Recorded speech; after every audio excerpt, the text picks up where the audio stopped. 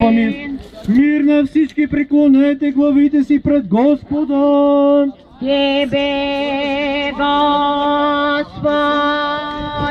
Наклони, Господи, ухото си, послушай молбата ни, който си благословил да се кръстиш в Йордан и си осветил водата. Благослови всички нас, които с навеждане на вратовете си ознаменове рабската си покорност и ни удостой чрез причащението с тая вода, да се изпълним своето освещение и това да ни бъде, Господи, за здраве на душата и тялото.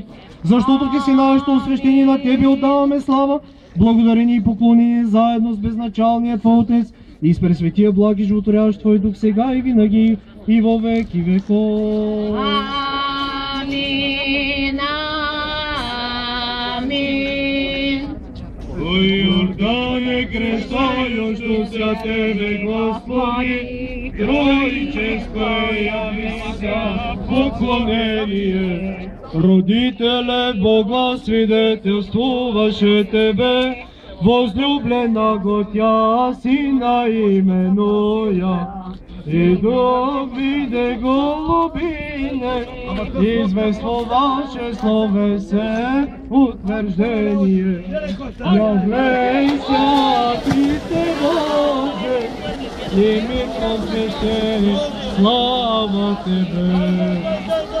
Слава Тебе, Господи, слава Тебе, Господи, слава Тебе, Господи.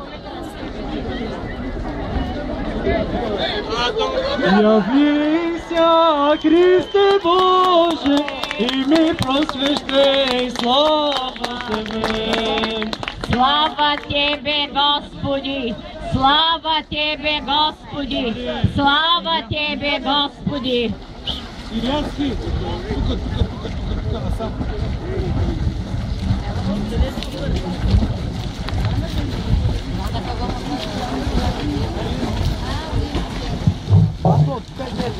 Сега светената вода първо ще дойде победителя тук с кръста, да се ури, да го поръчим. Светената вода ще бъде изнесена от тук на 6-7 места различни. Не се блъскайте, който е най-опасно, че може да попари някой от вас цял живот.